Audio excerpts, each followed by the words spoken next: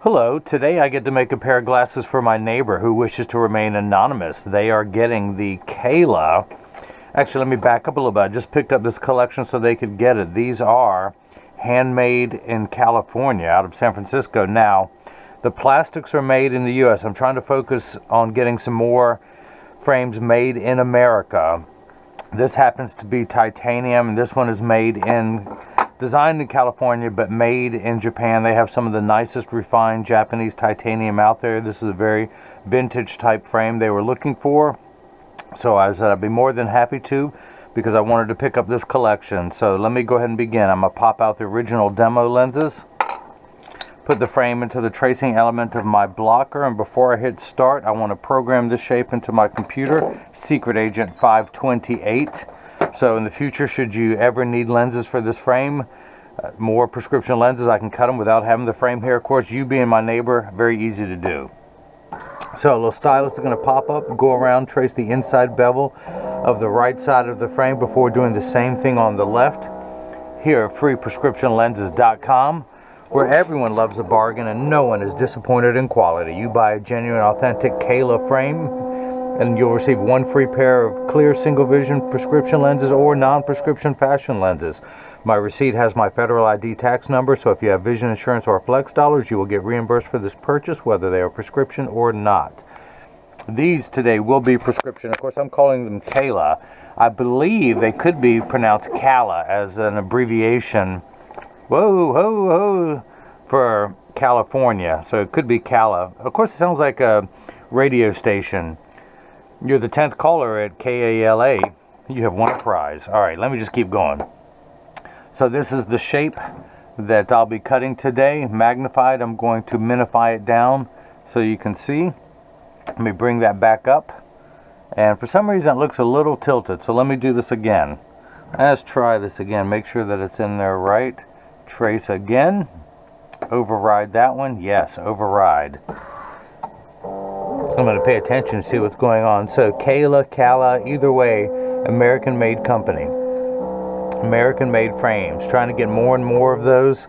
I've gotten so many requests for them. Trying to keep everyone happy out there. If there's a company that you would like me to carry, let me know. I'll do my best to get it in. Let's see what shape's going to pop up this time.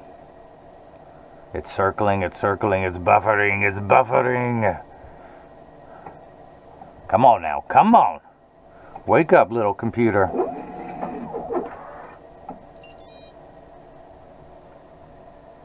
Oh, looks the same. Must be that way.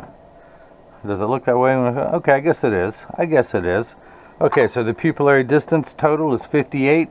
So we're going to bring that down to 29. The pupillary distance, half of 58 is that. I'm going to raise the optical center height up to about 19. Let's do that. Now the prescription for the right eye, minus 2 1/4 sphere. Minus 2 1/4 sphere. Let me take that out. Let me put the power drum. Let me make sure this is on 0. First we got to turn it on. That's always a neat trick. Minus 2 1/4. Put it in. Find the optical center of the lens. And put 3 dots on there, although technically I only need 1 dot, that center one. Let's mark this one as the right. Let's do the same thing now for the left. Minus 175 minus 50 at 144, minus 175 minus 50 at axis 144. Put the power drum on minus 175. Take the lens out of the protective sleeve. Put the lens in. Rotate until the sphere power comes in clearly. Find the optical center of the lens. Check the astigmatism correction. That looks pretty good. Put 3 dots on these lenses. We're going to mark this one L for left. And if you missed any of that, let me recap. Telling you that joke's for me.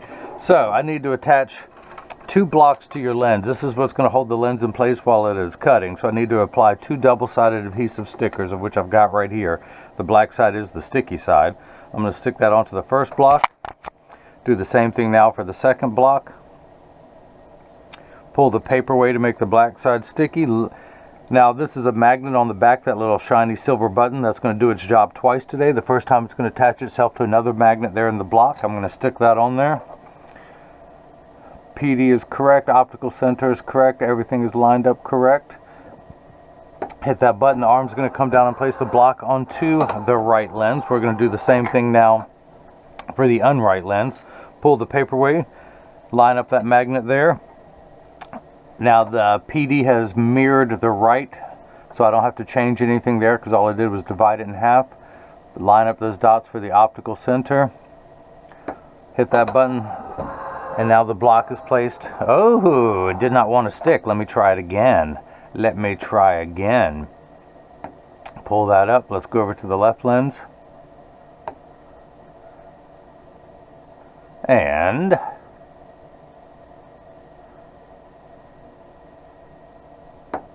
hit that button. Let's see if it'll stick this time. Yes, it did. Yes, it did. Press that on there. That anti-glare is such a super hydrophobic coating that sometimes it doesn't want to stick. Now, this is the edger. This is what costs $40,000. It weighs 200 pounds. It's going to do all the work while I run my mouth. I recommend everyone go out and buy their own. Put it on your kitchen counter. Then you can cut your own lenses at home. You won't need this guy anymore to do it for you. The actual diamond-tipped cutting wheel is over here on the far left. This is going to grind away the lens material until it's the final size. This wheel in the center is going to put a bevel onto the frame, the lens, excuse me, so it stays inside the bevel of the frame. I'm going to wake up the computer. I know it's telling me only the left lens has been blocked. I'm not going to, these are polycarbonate lenses. If they were plastic, Hindex plastic, or Trivex, I would select that. I'm not going to put a bevel on the front surface, the convex surface of the lens. I'm only going to put a safety bevel on the rear concave surface of the lens. Now the magnet's going to do its job a second time today. It's going to attach itself to another magnet there in the chuck, or as I like to call it, the Charles, because I don't know this machine well enough to call it Chuck. That's right, more bad jokes with every pair of glasses sold. Hit the green arrow, which is start in every language. The door closes, the clamp shuts, the dirty door closes. I need to clean that up. You know, I should have cleaned that if I knew I was going to have company coming over. But it's going around tracing the shape of the lens that it's going to be cutting, measuring the thickness of the lens at every point to know exactly precisely where to place the bevel for the least amount of edge thickness showing. Of course, with this prescription, very skinny titanium frame, you will have a little bit of edge thickness, but not too bad with this prescription. So if you see light flickering in the background, that is water there to catch the optical sawdust as it comes off the cutting wheel. But polycarbonate lenses cut dry, where plastic, Hindex plastic, and Trivex cut wet, meaning that water sprays onto the lens during the cutting cycle. But polycarbonate lenses cut dry. Water will spray onto the lens for the last 20 seconds just to wash away any optical debris that you may see beginning to form on the edge of the lenses. Now that that's done, let me show you some of these frames. These are, let's start with the nice red one. These are handmade in the USA. Very nice quality, very nice hinges. Now this round frame comes in 3 sizes. It has a different model number depending on the size. We have the 905 here. We have the 903 in the smaller eye size. This one is actually a little bit smaller than the red. But these are very Oliver People-ish, except these are made in America by Americans, protecting American jobs. I love the blue tortoise in this frame, if that can be seen. Let me see if my little light will shine on that. Hopefully it's not blinding you guys, but yeah, very nice blue tortoise. Of course, a classic tortoise color. I love the color of this. I'm a sucker for anything blue. When I saw that blue stripe in there, there's a lot of companies who are trying to attempt this, but this one pulled it off the nicest. You can see the layering, the strata of the colors on this frame. Got a little something for the ladies there who like the purple and the lavender. It's got a little bit of brown mixed in there with it too, a brownish lavender at the top fading into a better purple. I love this one. I first saw it. This one's kind of funky and vintage, almost steampunk-like. Classic tortoise color, again, made in the USA. This is called the Inspector 2. Anyone who wants this, who's brave enough, daring enough, who wants to push the style envelope, this is one to do it for. If you want a thick, chunky round, this is called the Washer and Tortoise. Now all of these come in many, many colors. I happen to have this one in the classic tortoise, well, English tortoise, also known as Japanese tortoise. It's a higher contrast tortoise than something like this. Higher contrast between light and dark. Now this is the one you're going to see me wearing more of. This is the 905. This is the same. What I did, Oliver Peoples makes a crystal front with tortoise temples, except they have what they call a buff color, and it's not a very nice color. It washes out on most people. I want a true crystal front with tortoise temples, so they made one for me. This frame comes in all tortoise. It actually, it also comes in red, comes in black, but it comes in, this looks like the 5184 Gregory Peck, and classic stylings known as the P3 shape with the keyhole bridge. So what I had them do is give me the crystal front with the tortoise temples, and you will see me wear this in a lot more of my videos. I should have been wearing it today, but I just wanted to take it off to show it to everyone. This one is mine. I can order another one for anyone else. I need to figure out a way to do this on the website. Actually, you know what? I'll just call this a custom color. I'll take a picture of mine, put it on the website, and if anyone wants that. And you can do other combinations. If you want a crystal front with red temples, I can do that. If you want a red front with crystal temples, I can do that. This company is very easy to work with since they are based here in America. And this one I really like. Again, it has some blue in there, but it's a gray gradient, a smoky gray that fades to blue. I couldn't decide on whether to wear this one myself, but I decided I wanted to get a round frame. I'm doing this one. I'm going to replace my Oliver Peoples with this one because, again, I want to focus more on American-made frames. I'm actually letting the cat out of the bag. I'm working with a local woodworker, and he's going to start making me frames by hand here in my hometown. How cool is that? As I get into more and more, not only made in America, made in my town, and you'll see those coming up on the website as soon as they're available. So I need to take my flathead screwdriver. Actually, hang on. My Phillips head screwdriver. I'm going to loosen first the screw that holds the temple in. That will allow me to loosen the front eye wire screw some. And let's see if that's enough to insert the lens. I'm going to tuck that in at the outside corner, press down, and it does snap in. I want to go ahead and tighten everything back up. Place that down on my little rubber mat. Now I also have American eyewear, hence the term made in America. I'm going to try and get more and more pieces, but again, if there's any collections out there that anyone wants, I am picking up Oakley. However, I've been told I cannot sell that on the website. They have so many rules. Luxottica does, and I will oblige. The dude abides. The dude obliges. Okay, so that fits. Let's go ahead and start cutting the left lens. Let's flip that over to L. Put that in there. Hit the green arrow to start. The door closes, the clamp shuts. And the lens is going to be traced again by the same white styluses, making sure that the lens is large enough to fit into the frame. And you can see as it's going around tracing that side, measuring the thickness every point to know exactly and precisely where to place the bevel. And look at that. Look at that. That's why I use the thinner, lighter weight lenses. The computer knows where to place the bevel for the best cosmetic look. Look at that. Look at that. So let's come down here. Let's go ahead and take the block off. Dry off the block, throw it back in there, get to use it again. Stick that on there. As my artwork grows, as there's a little lap there, I'm going to press that down. Keep that on there. It's growing. It's growing. So we're going to come down here to the lensometer. Your prescription reads -2 1/4. Put it in just above that black dot. And I am reading -2 1/4. That's because the unit of measurement we use in the optical world is called a diopter, spelled D-I-O-P-T-E-R, starting at 0 and going up in quarter increments from there.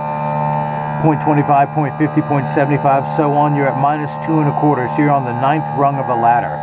You need 9 steps of far-sighted correction.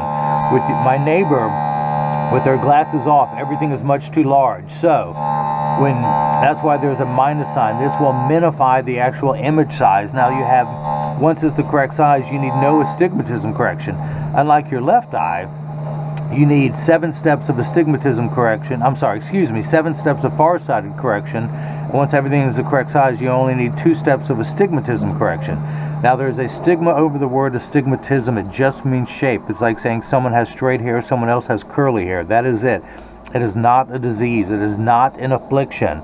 It just means you have two curves on your eye. You have one curve on your eye going this way, the minus 175, the spherical correction. Then you have a second curve, the minus 50, and it's how you line those two curves up to make everything nice and crisp. So that fine-tune knob is turned to 144. Uncorrected astigmatism makes 6s and 8s look alike, or the letters P and F, or the letters M and N. So that's why once it's the correct size, then it'll be nice and crisp. And we turn that fine-tune knob to 144. Straight line is 0 to 90 to 180. We're going to turn that fine-tune knob to 144. Now, this is an arbitrary number, anywhere between 0 and 180. These first two numbers are real values to be concerned with. That tells me where to place the powers. Now, this frame generally sells, the titanium frame generally sells for about $250. The anti-glare coating adds $44.99.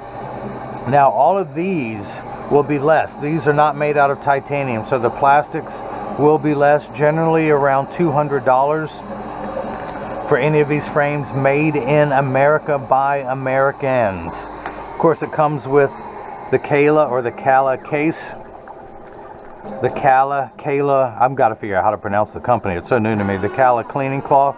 And of course, it tells you that it is handmade in California. Let's dry this off. Let's see if it fits into the frame. Just make sure there's no sawdust around the edge of the lenses. I'm going to loosen the temple screw first, then the eye wire screw. It's nice they put the screw on top.